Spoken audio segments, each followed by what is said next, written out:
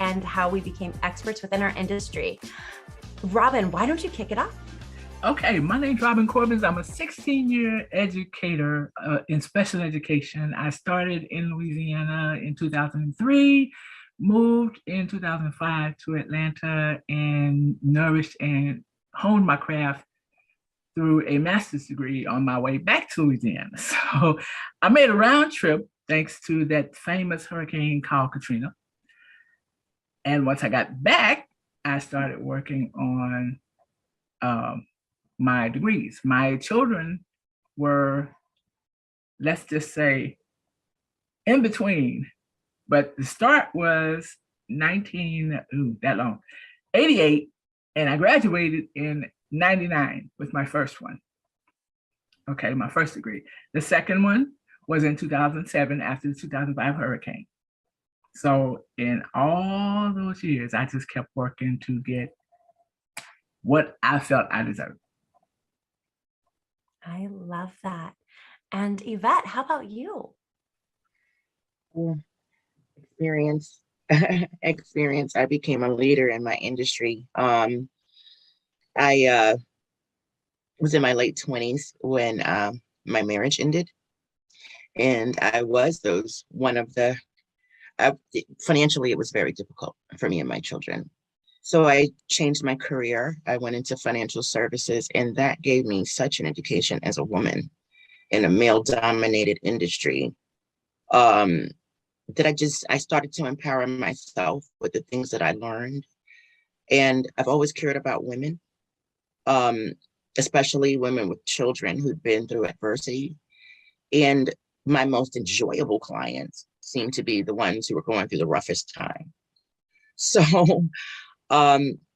really, it's just experience, my own personal experience, and my learning, just absorbing and applying everything I learned year after, the next year you learn a little more, you do a little more, you learn a little more, you do a little more.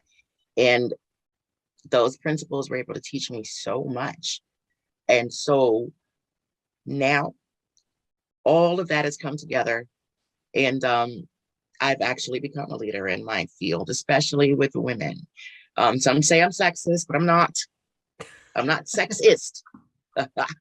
I'm not sexist. But I understand. This is who I communicate best with.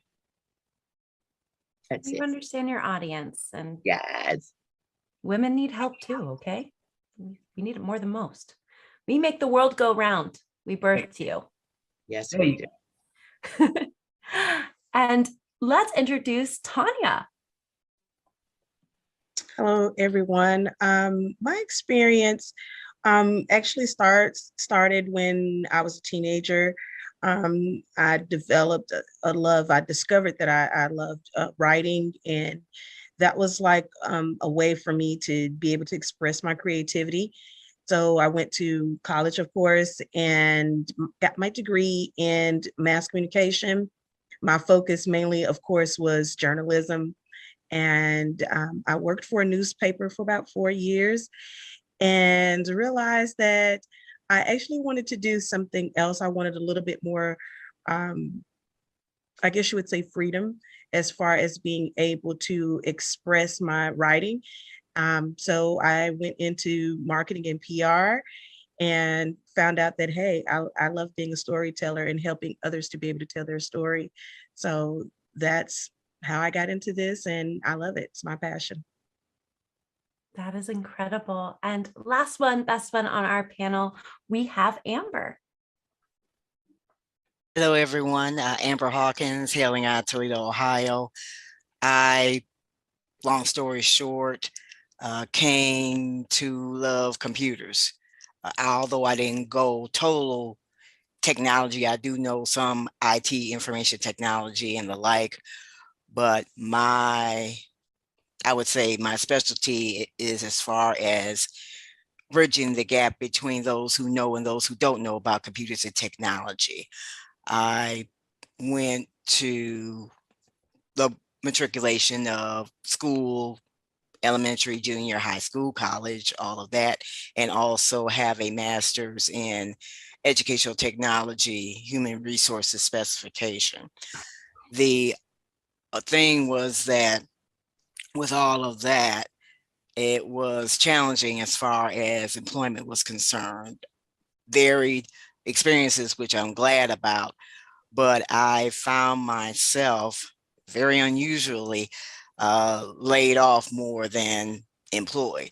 So I went through probably about 6 or 7 layoffs.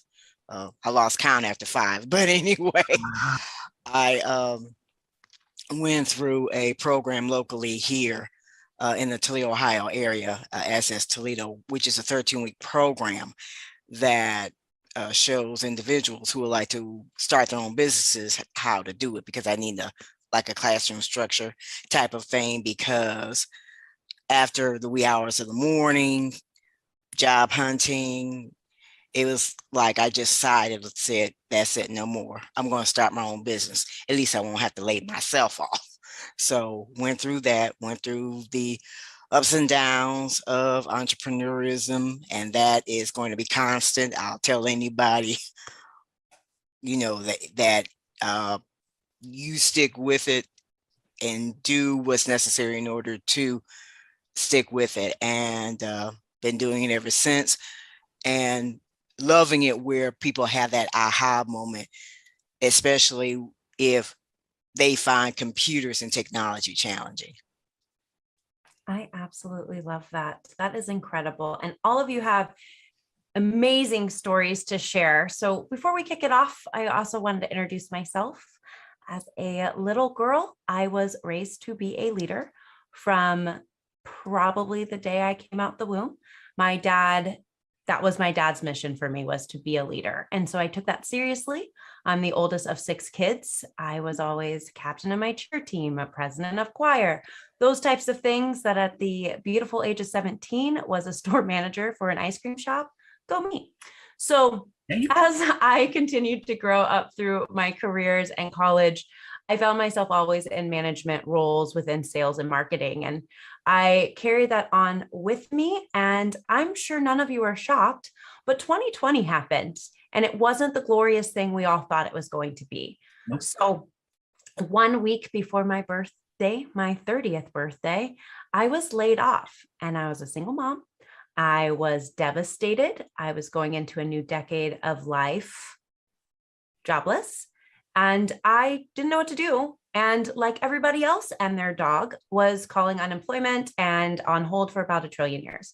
So that wasn't going to work for me. I don't sit still very well. We will notice that in this panel. I will be moving everywhere. So I was looking at Grayson, watching him play, watching Disney Plus, wondering how Disney Plus was going to stay on.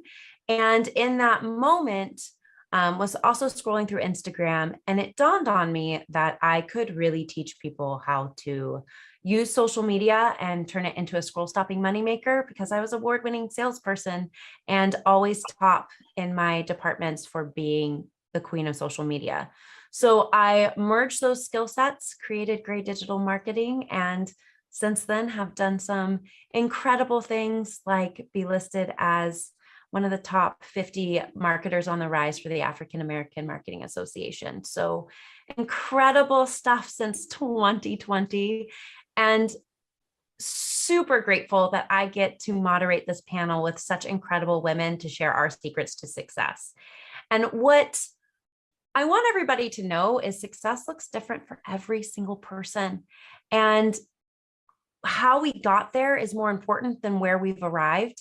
And so as you hear our stories, from the ones we just told to the ones we're going to share here in a few moments, look for those gold nuggets that resonate with you, because all 5 of us come from different backgrounds and all 5 of us have different stories to tell. But the success is in the details, and we've got to where we have gotten to because of hard work, effort, and for many of us, because we have children to feed. So we are so excited to share this moment with you, and we're all going to go around and share how we define success, because everyone defines it differently based on their own personal experience. And we're going to start with Robin, but how do you define success? For me, success is if someone learns something from me today. success is not always about money to me. Yes, people need money. Yes, you have to pay bills. But being the type of person that I am, success for me is if somebody meets me and they learn something from me today, I've been successful today. Tomorrow, you're not promised anything. But today, you start at between 12:01 a.m. and 12 midnight. If someone's learned something from me today, that is a successful day for me. Now, everything else is what we call in Louisiana lanya. That means extra. Okay, so whatever I can teach someone and they've learned it, it's success for me. That is You beautiful. teach them how to fish and they can eat for life. How about you, Tanya? So I define success where the things that you love to do meets what you were destined to do. That to me is considered as success. A lot of times, just like Robin was saying, you know, success isn't always defined by the bottom dollar. And I think that especially in my particular industry and helping small businesses to be able to tell their story, a lot of times they are so stressed and so focused on the money aspect. Yep. And it's not even about that, that if you are doing what you are destined to do, what you love to do, the money's going to follow. It's going to come. So that's my definition. It's simple, straight to the point. You know, it's all about what you're passionate about doing. And if it meets right there at that critical point of what you're destined to do, you've become successful. Beautiful, like absolutely beautiful. I love how the two just like merge together and you're like, no, this is what you love and what you're destined for. Right. Incredible. Yvette. Well, when I was homeschooling my adult children, one of the things I would tell them is that if you can find what you love to do and find a way to make money doing it, you'll never work a day in your life. And that's cliche. I'm sure we've heard that before. But to me, that is success. Doing something for a living that is something you would love to do. Me counseling, talking to women, helping with finances and things like that. That's something for many clients I was doing for free anyway. So the people who couldn't afford me that I cared about. So success to me is that and being in the best physical condition I can be in, being in the best mental condition I can be in, being in the best emotional condition that I can be in, and close family relationships with my friends. So relationships are serious. Success also, I guess, is multifaceted. For me, is being debt free, retiring comfortably, having a plan for as I age. There's a lot of longevity in my family. My grandmother's like 102 when she passed. Everybody's like 90s, 180s, you know, and I don't want to be a burden on my children. So knowing that I've made the plans that need to be made, that while they're raising their children, they don't have to worry about mom. They can come see me and not see about me. So I guess that's success, all wrapped up for me. That's success for a lifetime. That is incredible. Amber, how about you? With what all the ladies mentioned, I will say as far as the financial part, because you have to admit a lot of people are concerned about that. At least in that aspect of it, be financially literate. I would say that for me, actually back around 2019, 2020, that was the time frame I decided in my mind, because along with what I was going through, I came to the realization I was not financially literate as I thought.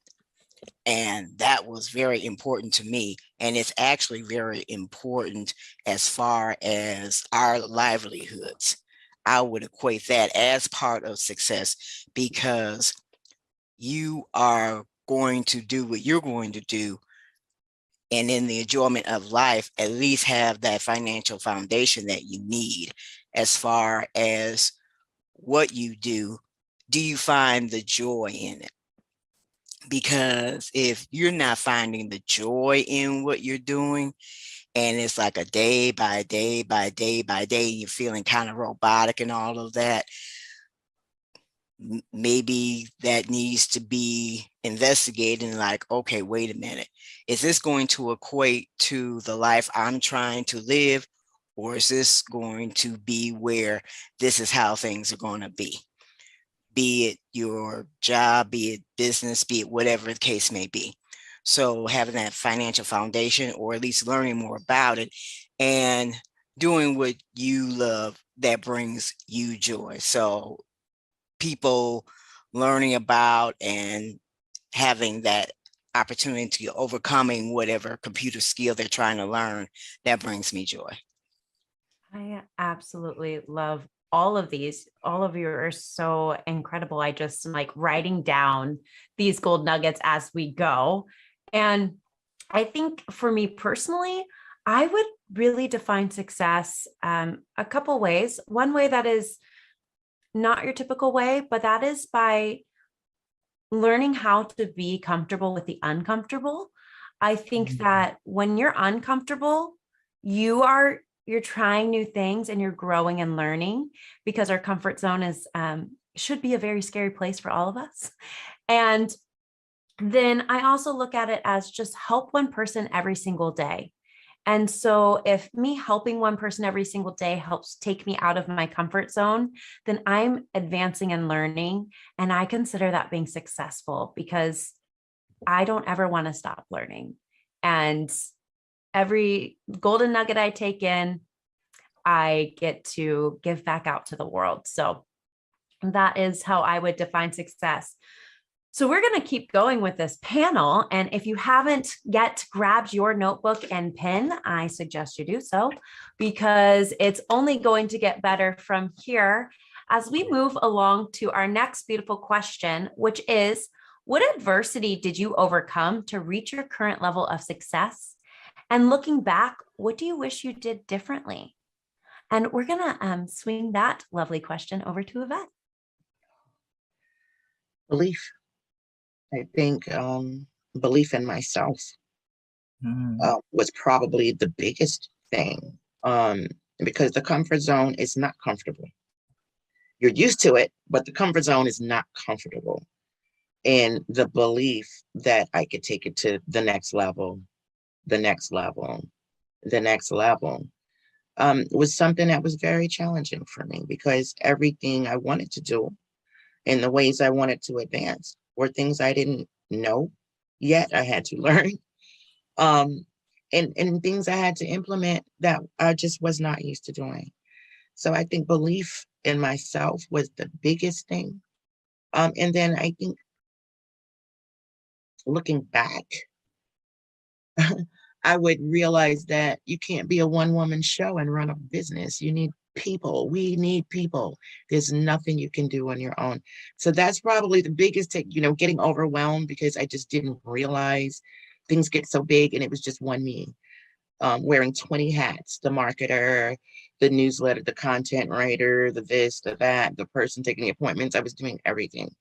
So that's the biggest thing, is just always knowing that you need people. You cannot do it alone, and believing in myself.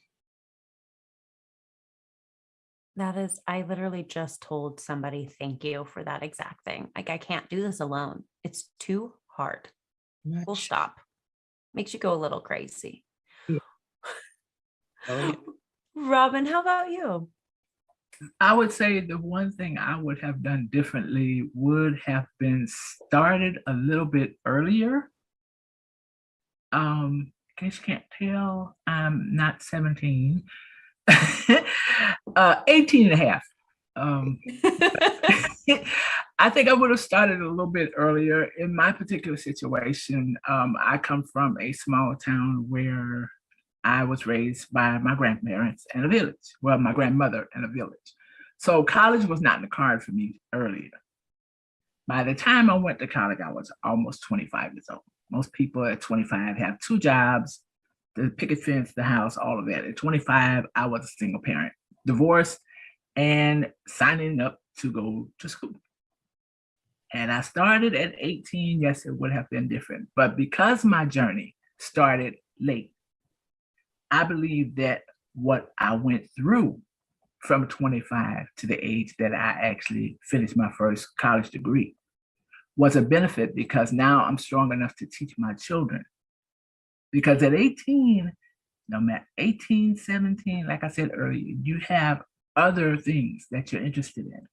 But by 25, you have an idea what you want. You know how to go after it. And the difference between going after it and sticking to it, the determination, you have to stick to it. Going after it is cool, but if you don't persistently go after it,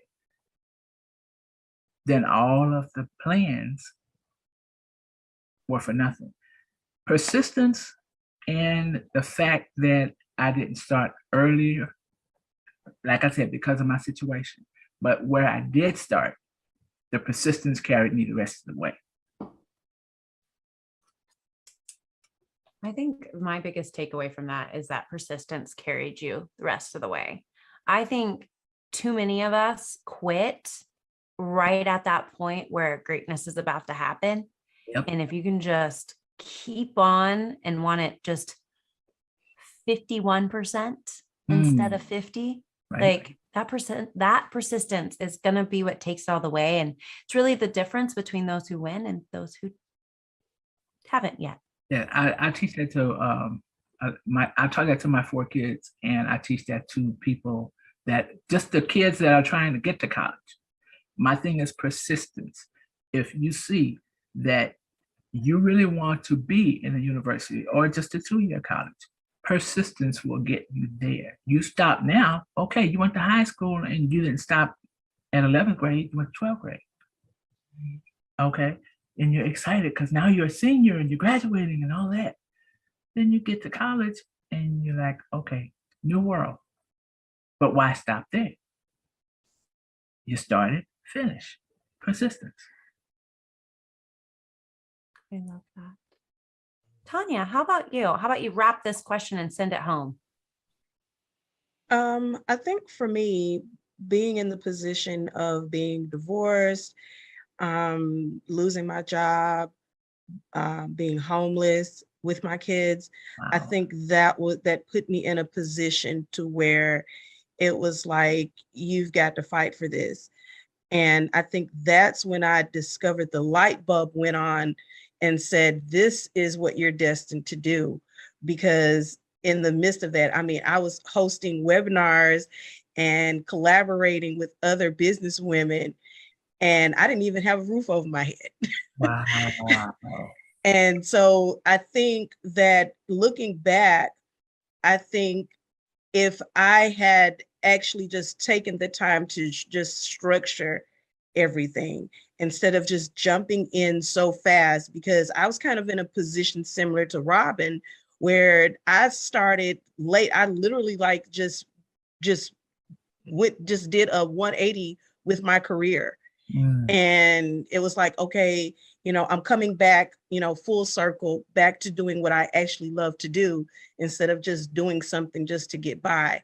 So I was like, I'm over 40 and, I don't have that much time left. And so I was just so quick to jump into it. And I didn't take the time to actually structure my business, take the time to learn more about my industry, because from the time that I was working up until 2015, marketing and PR had changed a lot. It had changed a lot. And it just kind of just was like this moment where it's like, okay, Tanya, you've got to go back to the drawing board. And this time, take some time and just get back in there, but take your time, learn more, collaborate more, network more. So I think that if I had done that, I don't think that I would have been in the position where I had to start over. Even in the midst of the adversity, I think that I wouldn't have had to start over. That was so powerful. I forgot that I have to move to the next question, and I'm just staring to try not to cry. So, one quick second to take a deep breath. Um, Switching gears here, everyone. According to many articles out on the internet, many are in agreement that writing down goals, creating a strong belief system, and investing in yourself are keys to success. Do you agree, or do you have any you would add or take away from the list? And Amber, would love to hear your thoughts. My thinking as far as that is concerned, it doesn't hurt to write the goals because you want to see your accomplishments. You want to see how far you come. You want to actually witness the fact that after you've achieved something, after you accomplish something, you can go back. I remember when I wrote this down, and it was probably easy to attain. It probably was. I had to go through this, go through that, jump through this hurdle, jump through that hurdle. There was a time I did not think I was going to make it, period, to accomplish this goal because this happened, that happened, whatever. But I accomplished it. I did it. I'm thankful. On to the next goal. And if you have to be your best cheerleader, if nobody's cheering for you, at least cheer for you, because it is you that you want to be the best you, and it's you who is doing everything from writing. And with computers and technology, you can write, you can type, you can write it on and put it as part of your smartphone, have apps to do that and everything from there. So yes, you do set your goals. Yes, you do set your boundaries because you want, well, when I say boundaries, I'm going to narrow down boundaries as far as what are you going to tolerate in this process? Are you going to tolerate the naysaying, or are you going to set boundaries like, look, this is who I need to be about. This is who I also need to be surrounded by in order to accomplish this goal, in order to accomplish that goal. Because sometimes in the process of it, you're going to get those who will either put an obstacle or be an obstacle that you need to overcome. You have it where, you know, they mean well, but then at the same time, what are you going to do as far as accomplishing this goal or that goal? And let me add, getting the help that you need too, because sometimes the goal that you're trying to accomplish is not going to be a one person thing. You sometimes, actually all the time, I should say, research it. That was mentioned before. You need to research as far as, okay, this is the goal I want to accomplish. It looks like it's something I really don't know the steps to take. Let me research what it's going to do, and maybe in the research have it where, okay, I see where from the Google results that pop up that this person accomplished this goal, but they took it a different route. But I do have an idea that, okay, it's going to be more than I anticipate, so let me get the help that I need. I just love that. When you said, look at who you surround yourself with, two things came to mind for me. One was, I am a firm believer, since I do social media for small businesses and entrepreneurs, like sometimes we have to unfollow people in real life. Yeah. Hashtag unfollow somebody who's holding you back today. But also, I don't know if anybody remembers this scene or which movie it's from, but Medea is literally explaining that people are like leaves on a tree or something along that line, where she's like, it's like seasons. Sometimes they grow and sometimes they gotta fall away. And I always think of that when I think about those who are surrounding me. And I love people. I really, really do. But sometimes I have to recognize that negativity just doesn't need to live here. Right. Live out there. So, which really goes into belief systems. And Yvette, I know you had talked about overcoming and like your belief within yourself. And so curious how you feel about what all of those articles on the internet say from all of the life coach gurus in the world on goal setting and belief systems. Would love to hear your hot take. I agree. I agree. You know, but I would add to drown out the noise, sort of like what Amber was saying. Because my family believed in me, but my community didn't. They didn't, you know, so sometimes you have to drown out the noise. They didn't think I could do it. Many people were, just like Amber said, they were sabotaging, trying to assassinate character. She thinks she's this and all of these things, and she's not what she's. You have to drown out the noise. You have to stay centered. And as you said, you know, your boundaries have to be very clear. Who's allowed in your world, in your home, in your business, as a client. Sometimes I leave money on the table because I know good and well I'm not having an annual review with this person, but that's what I do in my career. You know, some people will drain you. So you have to set boundaries in all areas of your life. But most importantly, you really, really do have to drown out the noise. And then with all of the advice that they have, then you have to take massive action and be kind to yourself, because there's a duality of life. There's negative and there's positive. Expect it. Don't get upset. Don't get uptight. It's positive and negative. It's good and bad. It's consistent. It will always be that way. So get yourself of that mindset and keep it moving. Oh my gosh, that is so incredible. Just the stories in this panel today are just making me excited to go do something after we all go back to our corners of the world. Like, I want to take massive action. I want to take massive action right now. And we're still here. And there's just one last question that I want everybody to really hone in on as we look to these last couple minutes with one another and dive in pretty deep. But what is one takeaway each of you wishes that our audience will take from our chat about success? And what is one thing you wish somebody told you when you got started? So we're going to add to our original question. What is one thing you hope people take away from today? And what is one thing you wish somebody told you when you got started? And Amber, I'm going to send it back your way, and then I'll let you popcorn it to the next person. Okay, I would, in thinking about this question, it's like, what would the answer be? I would say, I wish someone earlier would had told me that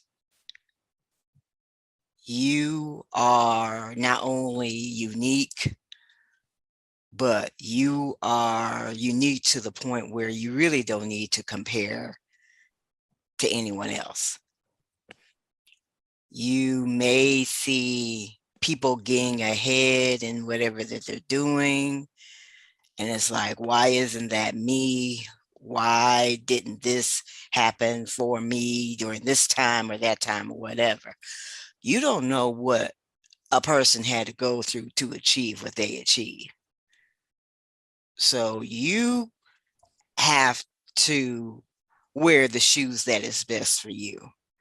You can't fit into every shoe, and you can't wear every size. You hone in and you embrace, and you also congratulate yourself on how unique you are, because it's best that you are an original and not a copy.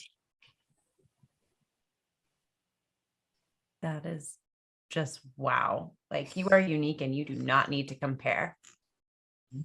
Everyone, grab your paper and your pen. Okay, good job. Can we patent that statement, original, not a copy? Yeah, can we please? Like, If you put that on the internet, make sure you tag her. So I spell her name right. Okay. Just make sure I get my cut of the, Yeah, make sure we backlink that for SEO. All right. Oh my goodness. I know I told you to popcorn, but here I am being the distracting human that Oh, I no, am. that's fine. That's fine. I thank you for mentioning that, Robin. So, hey, well, we'll go along with Robin because I love this. And also at the same time, I think we all can agree that we are the best that we are, and we are all originals of us. And whoever, what was imitations, the flattery, or something like that, I can't remember. But if they're trying to copy what we're trying to do, like, oh, okay, there must be something going on. if a copy is trying to do what the original can do. Come on. She's over here just dropping diamonds on us all. Okay. Watch out, y'all. Robin, how about you? Okay, I need a couple extra minutes because she just like, she threw the bomb out there. Everybody else is okay. The one thing I think I wish somebody would have told me when I started was that not only will you need to be persistent, you have to be. You have to be. Because as Amber said, there are so many copies that are watching you as an original that if you're not persistent in where you're going and you don't have a not necessarily a tunnel vision, but if you don't have a vision period, you asked a question earlier about what vision or writing down a vision. Mm-hmm. I listen to Steve Harvey quite a lot, not just for his funny side, but he does have a motivational side. And I heard him say something that I've been working on now for almost a year. 300 things that if you could, you would ask God for. I am actually at 150 and I've been working on this for a year. You may need somebody to tell you you're beautiful. You don't need anybody to show you that you are. Look in the mirror. Oh, wow. Okay. You may need somebody to say, okay, you're smart, you're intelligent, you're knowledgeable. Mm-hmm. You may need to hear that from somebody. But look in the mirror. You know you better than anybody else. Mic drop. Mic drop. If you want the cure to imposter syndrome, you know you better than anybody else. And had somebody told me, I'm with Amber. I understand that, yes, we have people that will say, okay, you're most likely to succeed, this, that, and the third. I was neither one of them, even though I graduated half a year early. I was neither one of them. Again, as I said, the mic drop. You need, we all like to be stroked and, told we're pretty. We need that as human beings. But you know you better than anybody else. And I would tell somebody today that not only do you know you better than anybody else, you know what you want before anybody else does.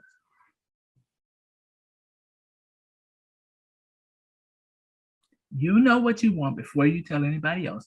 You have already had a conversation with yourself on what you're going after. Persistence. Well, now I feel like I need to go get a whiteboard marker and write it on the mirror and just stare at myself and read it. I literally have chills. I don't know if I'm scared to hear what my drop's telling you about. No, don't be scared. Don't be scared. You better. Tanya and Yvette is just gonna add some flavor to it. Just fuel to the fire of greatness. This they're gonna add some fire. Epic. Mm-hmm. That's it. They're gonna add to the cake. Come on, bring the icing home, somebody. Oh yeah, we got to finish this cake. Oh my goodness. Okay, well, again, notebooks, people. And by the way, this is where I started. So here's where we're at on my notes. Oh my goodness. Okay. Robin, who are you popcorning it to? Because I'm still writing look in the mirror. Okay, Yvette. Well, I think one takeaway that I can take from listening to all of everyone who has shared so much valuable jewels. I call them mental vitamins. You know, you take your mental vitamins when you hear those things that just resonate inside of you. And one of the things that I seems to be a trend is it's loving yourself. Love yourself enough. Love yourself enough to know that, as Sister Amber says, the substitute won't do. There's only one you need, you know. Love yourself enough to give yourself a chance. Love yourself enough to set the boundaries you need. It's all, everything everyone has said on here, it's just all loving yourself and believing yourself. And I think the encouragement that we would give other people, we need to give ourselves that same encouragement. And what I wish someone would have told me when I got started is the difference between being self-employed and running a business. I thought I was running a business and it was only me. And I became critically ill. And when I became critically ill, when I shut down, what I thought was my business shut down. So now I understand very clearly that if business runs, whether I shut down or not, that's a business. It keeps running. I really wish someone would have told me that, because I sure thought I had a business. I was in business and it was just me. That's a start. It's a necessary step in the process to get started, but that's not the end. Agree on that part. Any business has different aspects, as Yvette mentioned. I just wanted to quickly interject that burnout is no play in the park. I've experienced it myself. Being burned out. Woo-hoo. This era of self-care, as they call it. Oh, say what you want, but it is extremely necessary, like Yvette said. And I believe she is also saying too, if you don't take care of you, how can you take care of anything and anybody else? Mm-hmm. mm-hmm. Show of hands, how many of us have had burnout to the point of like collapse? Yes. Serious. We could probably spend a whole hour talking about how to avoid burnout. Burnout. Yep. Right. Avoid it. It's a secret to success. Mm-hmm. I mean, so powerful to just love yourself. And literally, we could spend a whole hour just talking about what it felt like and what it looks like on the other side of burnout and why it's important to love you. Mm-hmm. Who cares if you're conceited? Worry about you. You can't help others if your cup isn't full. What are they going to drink from? An empty cup? Okay. Hey. another mental vitamin. There you go. There you go. You are all bringing it out of me. Like, I'm so grateful. Tanya. Bring it home, Tanya. Everything that you all have said has been amazing. Amazing nuggets, gold nuggets.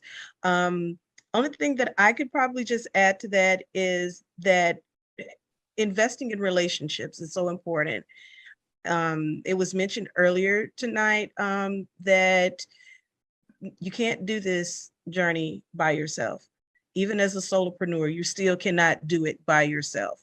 So investing in relationships, and I use the word invest because there's value in that. That's a resource.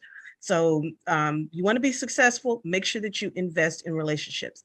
One of the things, oh my goodness, that I wish someone had told me on this journey was, so many different things, that failure is a part of the journey. It is. And I think that was something that created a stumbling block for me during the beginning, because I was so wrapped up and so afraid to fail and to fall. But if I had not failed, I wouldn't be in the position where I am right now, because I've learned so many things from failing. So it's like, now I know what not to do. You know, I know who I need to connect with. I know who I need to network with now. So I wish someone had said, girl, it's okay. It's okay if you fail, because guess what's going to happen? You're going to get energy, you're going to get resources, you're going to get support to get back up. And when you get back up, you're going to become better. So I wish that someone had said that to me and I hadn't put so much pressure on myself to do it right the first time and to be perfect. Perfection is a disease. It is. It is. Can I say I'm something? seriously working on trying to cure myself of that. Good luck with that one. Okay. I have would like to say, can I say something very quickly? go for it. In regard to that. What you said is actually so powerful. And I think one of the things we have to do is, you know, someone told me a long time ago, the most successful people have had the most failures. Mhm. They've had the most failures. And, you know, life is the classroom. Since we're born, life is the classroom and it never stops. We pass some, we fail some, but we learn. We learn, and when we get up and we move on, we can implement new things. So, you know, that's just so powerful. Just accept the fact that success does not come without failure. You've got to fail. You got to fail. Just like a baby trying to walk. They keep falling, they get up, they fall, they roll over, they get up, they bump their heads, they fall flat on their backs, but they keep it moving. They keep trying to walk. It doesn't matter how many times they fall. I think we need to keep that, find that place inside of us that we had when we were just beginning our life.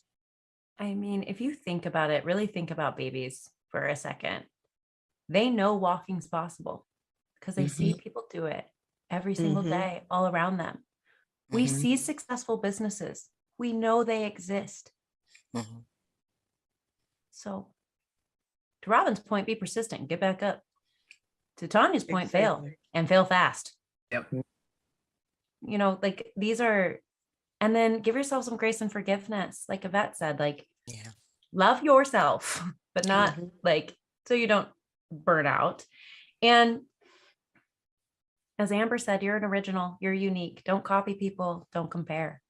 I mean, these are just mind-blowing things that sometimes we don't think about in the context of folks have a story.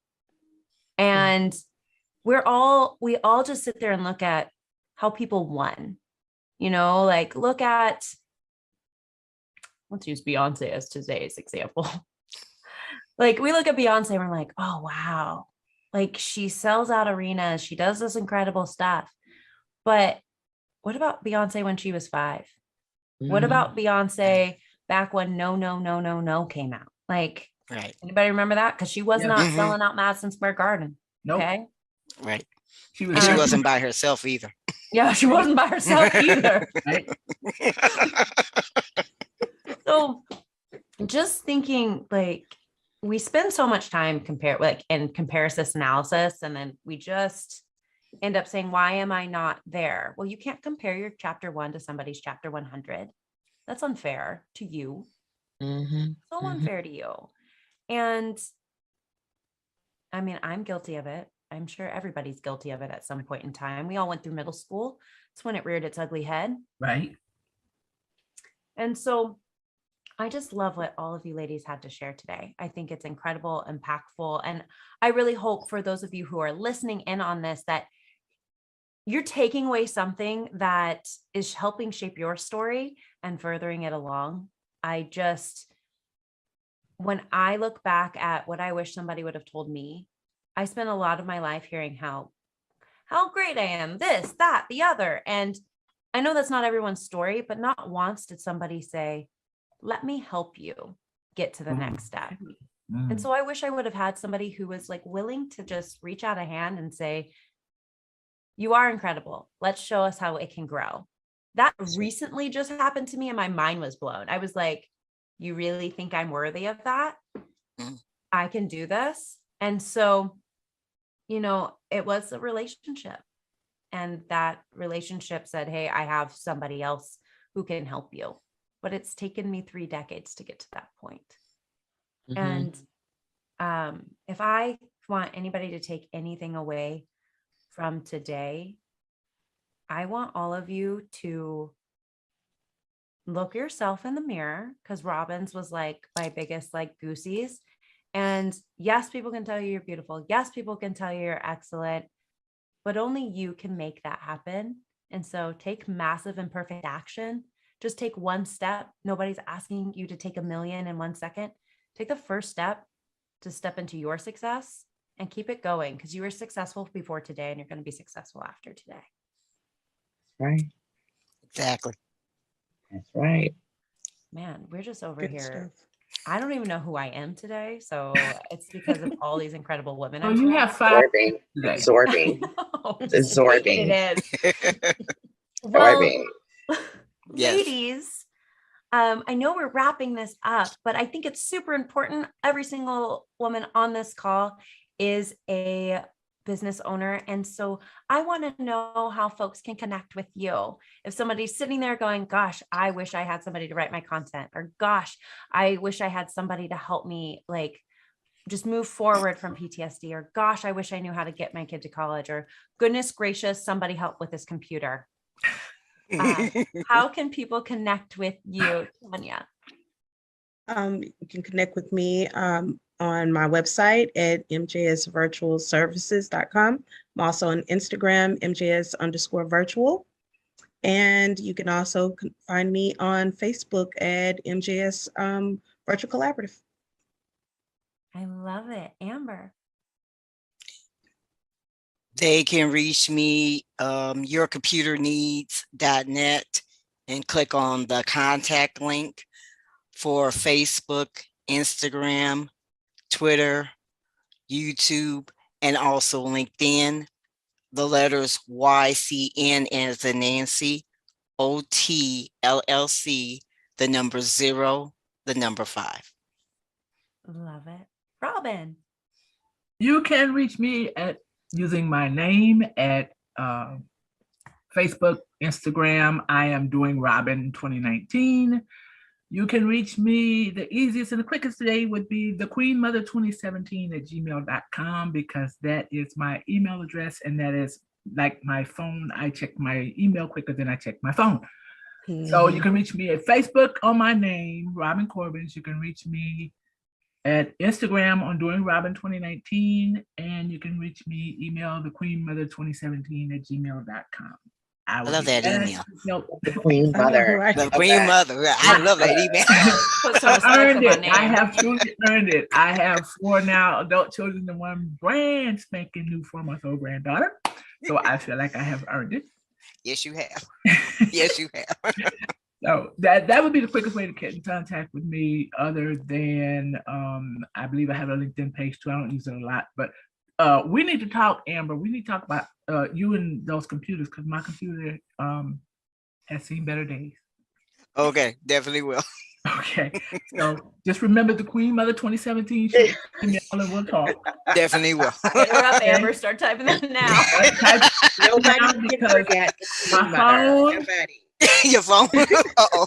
What's going on with the phone? My phone is my computer screen. Oh, I understand. Okay, that is my computer screen. Uh-huh. Okay, so yes, Call it, girl. we must talk. But Mhm. ladies, thank you for the nuggets. I appreciate the time. I would definitely say, let me just throw a little something else in here. Those of you, now don't wait until your baby is 18 and contact me, because she needs to be in 9th grade getting her money together to go to college. Okay, and anybody else that has a teenager, do not wait until they get into their senior year to find that money, because believe it or not, it's too late. Too late. It's too late. That's another thing that could have been a nugget dropped earlier. I'm sure for a lot of parents, a lot of aunts and uncles and all from there. Mhm. Because the fact Had that they you known. start when their senior year starts, okay, like I said earlier, they're planning for prom, homecoming, the dance after homecoming, the party after the prom. They have no idea that the bill is coming in May. College starts in August. Mhm, mhm. Mama, here's the bill. Mama. Even daddy, mama. I miss mine. I tell you, I miss my daddy too. For me, it was mama, daddy. Uh-huh. Right? Can you pay for this? I do understand, but there's a way to find money to get these kids in, even if it's just a 2-year school. They want to go to there's a lot of ways that it can be done. They can go from high school to let's just say get their associate's degree in the 4 years you're in high school. And there's a lot of ways around it, and it's free money everywhere. Free. Let me say it one more time. Thank you. $3.99. Free 99. Free 99. Oh, I love Let's it. grow on trees. Free everybody. 99. Free 99. You pay nothing. Love it. Oh my Free goodness. 99. Yvette, how can we connect with you? Oh my goodness. You can connect with me at yvette.adams@threegenerations.org. My website is threegenerations.org. And you can find me on Facebook. My name is Yvette. You can find me on Facebook as Yvette Monique. I should change it to Adam to be consistent. And then our Facebook page is at post-trauma growth. So you can just put in there the @ sign and post-trauma growth, and 3 generations will pop up. I love it.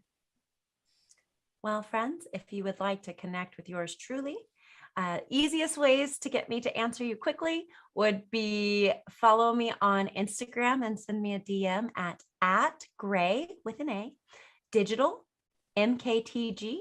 You will see a lovely picture of me in a hat. Usually I almost wore it today. I'm like the queen of hats because I wear many of them. And then you can also find me on LinkedIn under Raylan Logan. That is RELAND LOGAN. I am the only one, so you're not going to get lists of them. So if you really ever want to find me, just type in Raylan Logan and I will be the only thing that shows up on the internet.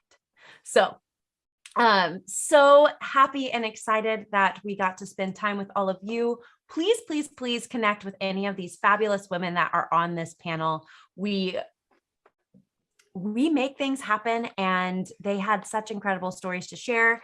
And in case you need a real quick wrap up on, we're curious what I wrote down today, we have You Are Unique and You Don't Need to Compare from Amber. Robin, look in the mirror. You know you better than anyone else. Yvette, catch those mental vitamins every single day, but this will be a heavy dose of them. And love yourself, don't burn out. And Tanya, invest in relationships and fail forward fast. Yeah. So thank you so much for sharing, ladies. You truly are incredible.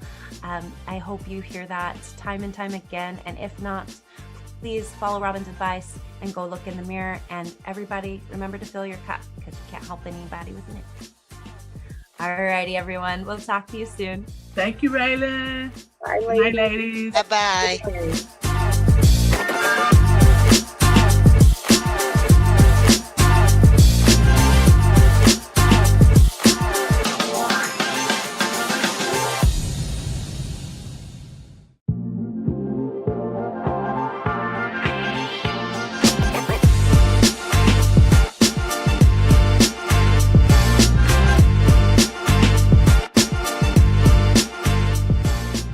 Hello, and welcome to Girl, Get That Contract, positioning your business for success in the contracting space. I'm Dr. B. Adamson, and I'm excited to be here today to teach you how to position your business for growth in contracting. First, we're going to discuss agency and corporation identification. What do I mean by that? I mean, where do you want to do business? People on the West Coast often say, I want to concentrate on the West Coast. Conversely, some will say the East Coast for me. Others may say Midwest. And yet others may say, I am ready to go where the money is. As you think about the location, you want to think about the different areas of government: county, city, state, federal, and then you also want to remember corporate. As you build your business model, you want to remember those things. Where do you want to do business? And at what level do you want to work with the government? Keep in mind, there are entity requirements. Depending on the entity as well as the project, there may be requirements that a business must meet. For example, specific number of years experience, bonding. They may require that you have a local office. They may require that you have security clearance or cyber insurance. We know a lot of ransom is being asked for folks that are getting information through data breaches. So now agencies and corporations alike are asking and requiring cyber insurance of those that are contracting with them. Entity types. What am I asking? Who do you want to work with? On the county level, it may be the Human Services Department, the county assessor, a transit system, the ME's office. The city may be the housing authority, mayor's office, school districts, fire department, parks and rec. On the state level, the county assessor, the workforce commission, health and human services. Federally, Department of Commerce, FEMA, DOJ, CIA. Understand that this is not an all-inclusive list. It's here to give you an idea of companies or agencies. It's to give you an idea of agencies you may be interested in working with. This is not an all-inclusive list, but I encourage you, as you develop your business model, to make a list of those agencies you're interested in working with. Let's not forget the corporations, airlines, casinos, Let's not forget the corporations, the airlines, the hospitals, hotels, and theme parks are just some of those corporations you may be interested in working with. What is your niche? As a Black CEO, your minority status is an important thing to think about. A lot of business owners say, I'm not interested, it takes too long, they're asking for too much paperwork, I really don't want them in my business. However, there's something very important I want you to think about. The government works to make sure small businesses get at least 23% of all federal contracting dollars. What does that mean? For every $100 that's spent, they seek to give 23 of those to a minority-owned company. Again, of every $100 that's spent, their goal is 23 of those go to a minority-owned company. You have to be certified. Yes, you can look at me and say, oh, she's a Black woman. However, that's not enough. They require all businesses that want this certification to go through and apply so that a neutral third party confirms, yes, this company is minority owned. It has to be 51% owned by the minority. I stress the importance of this because if we as certified minorities are not at the table, this money is going to go to someone else. The government is not going to say, oh, we can't find anyone to help with janitorial or construction or office supplies or PS&E work. So we're just not going to need it anymore. Absolutely not. They'll give it to somebody that's there. But their goal is 23%. But if we're not at the table, they can't give it to us. So I encourage you, if you are not certified, to fill out the application for that certification. Primes need certified minority firms to meet their contracting obligations. Also, there are some contracts set aside for specific minority-owned businesses. We've heard DMWBE, SBE, 8A, veteran-owned, small business. We've heard those things.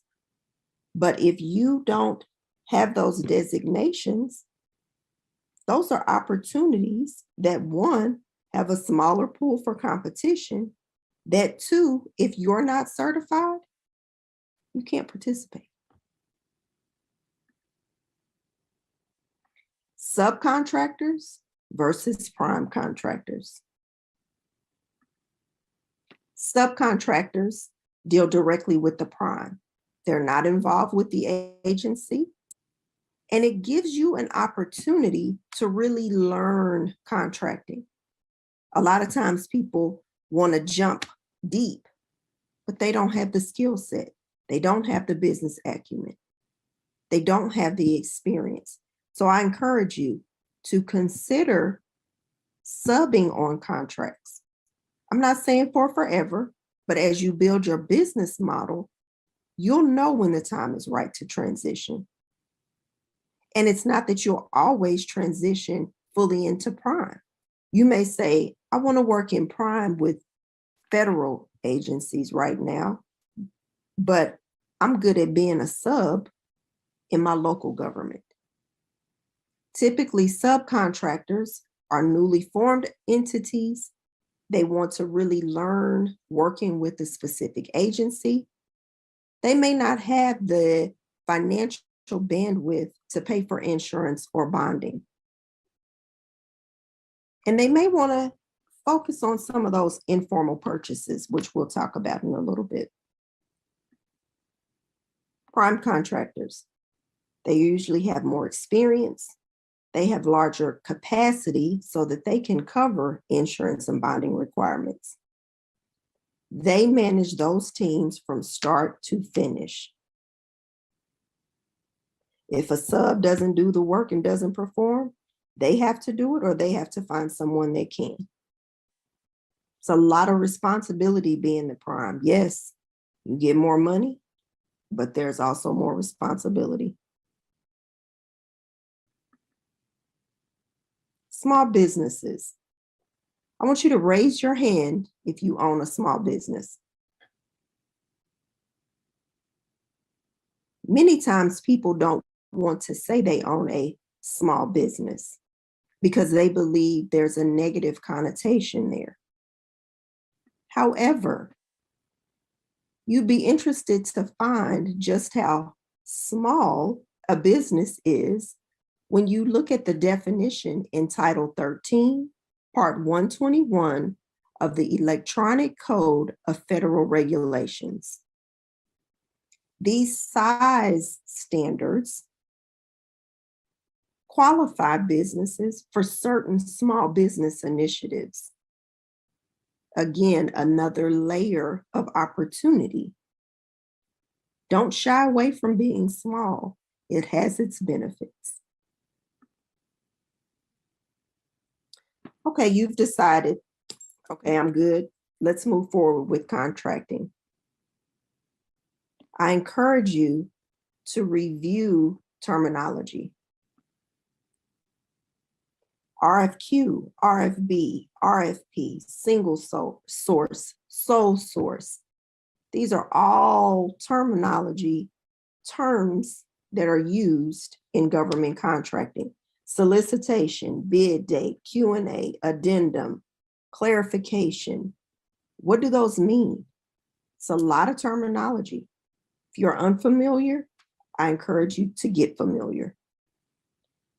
RFBs, requests for bid. You've often heard it referred to as low bid. They're looking for who can do it the cheapest, who can deliver it the cheapest. Do not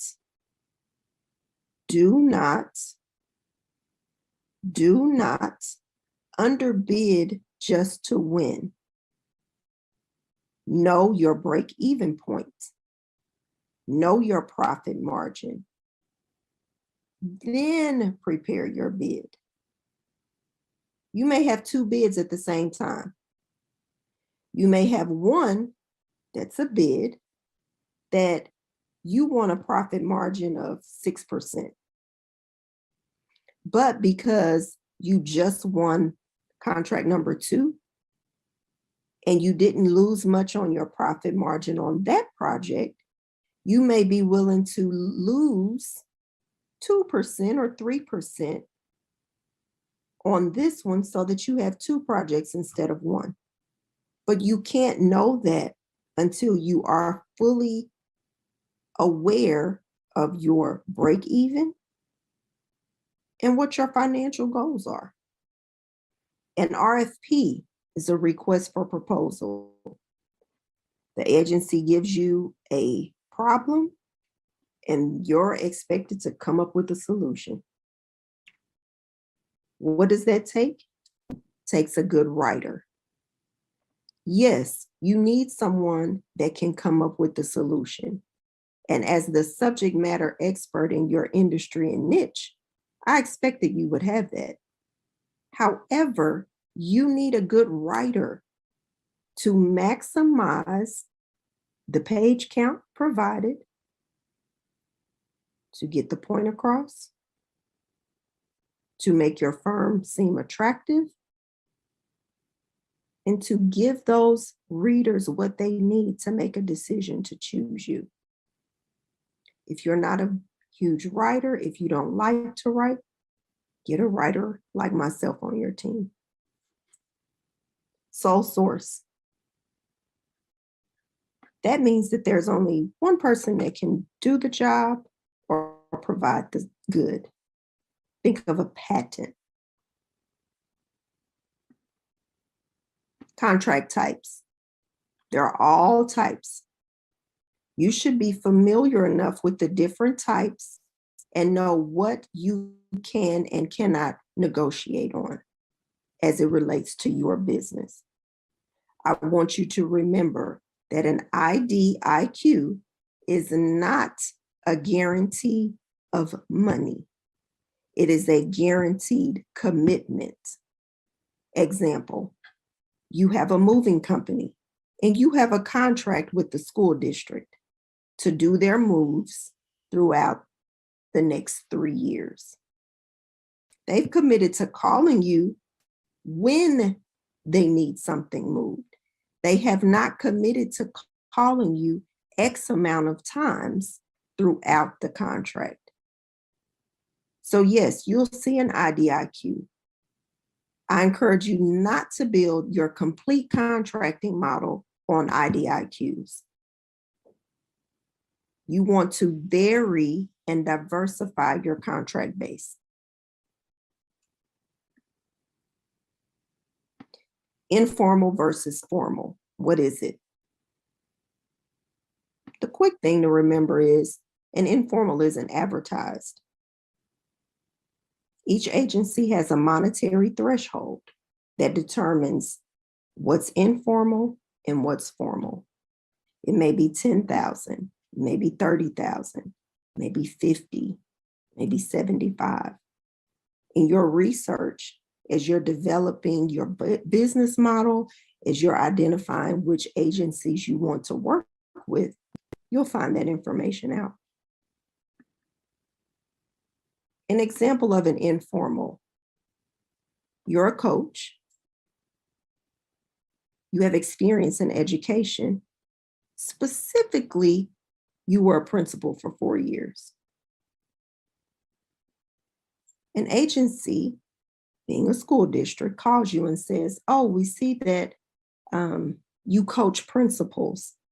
We've got 12, we're a small district, but we've got 12 principals we'd like you to work with. We've got some administrative goals, we've got some professional development we'd like you to work with them on, and just to coach them to be better within our districts. Now, you've done your research and you know that their informal threshold is $50,000. They told you they have 12 principals. So get your calculator out. You know that on average, 50,000 divided by 12 is about $4,000. But you know your break even may be 2,500. So you said, okay, my break even is 2,500.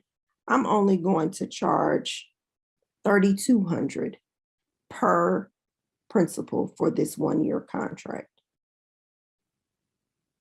So you're at 38.4. They may say, oh, great. We're going to draft up a contract, get you to sign it.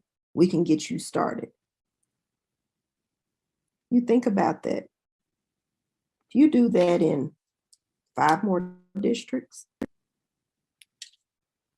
that's almost $200,000 to do something that you've already mastered, something you already have experience in.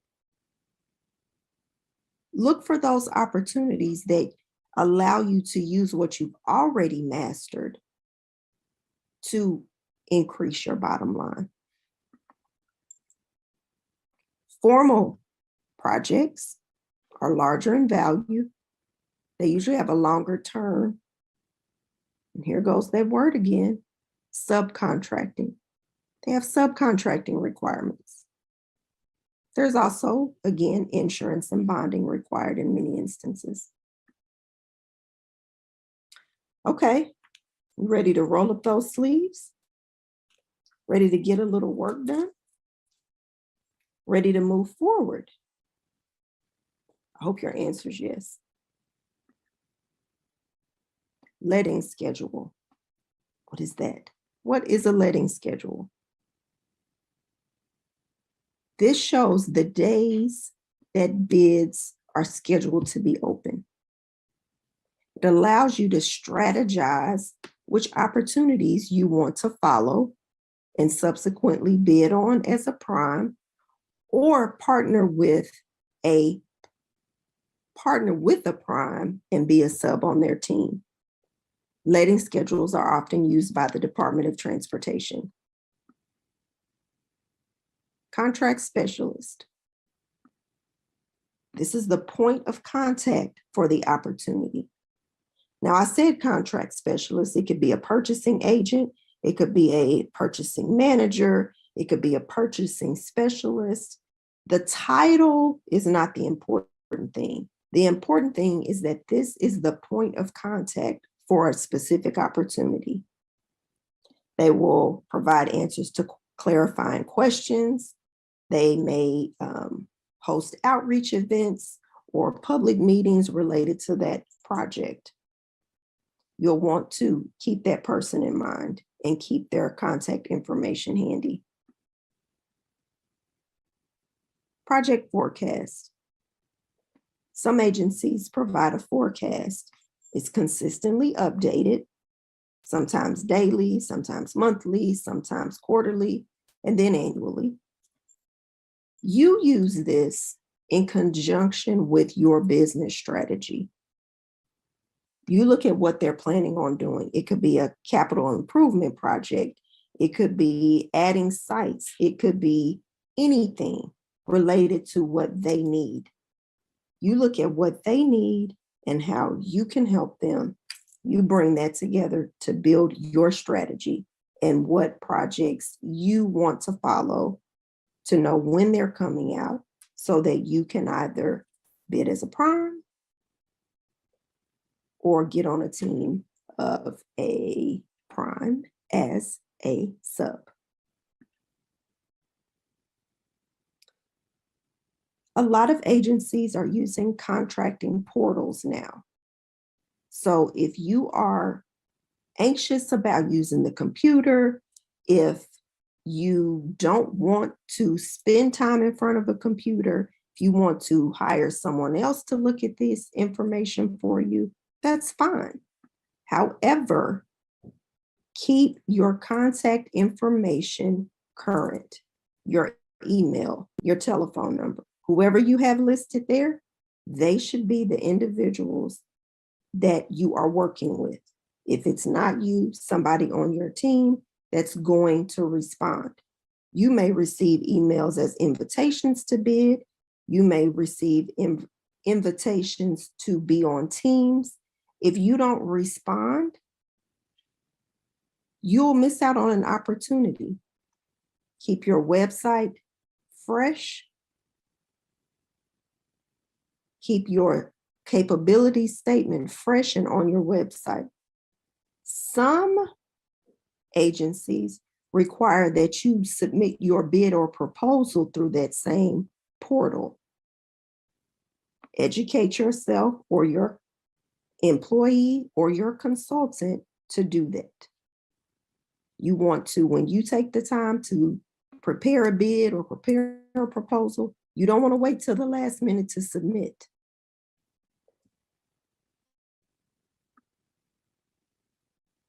It's not just about looking at lists, doing research, and watching websites. It's about building relationships. When I work with my clients, I tell them that we're playing the relationship long game. This is not an expectation that I sit down with the prime today, we have a Starbucks coffee, and tomorrow you send me this agreement that says from now until forever, you are forever going to be my sub for every contract that I have. It's not realistic. Primes need subs. Subs need primes. It's a joint partnership. Every opportunity that comes your way as a sub or as a prime might not be a good fit. Follow your business model. Know what your plan is. Move forward with that plan. There may be opportunities that come to you that you were unaware of, that you may adjust your business strategy, and that's fine. But know that building these relationships is for the long haul. It's not just what a prime can give to you as a sub, but also what you can give the prime as a sub. Your knowledge, your tools, the things that your company may have built in relation to IT, the experiences you've had, your network of folks. Because while you may be one minority certified business, generally, you associate with others that are as well. A prime may say they need a minority-owned firm in a specific area. You may know who that person is. Share that information. But remember, every relationship will not result in a contracting opportunity.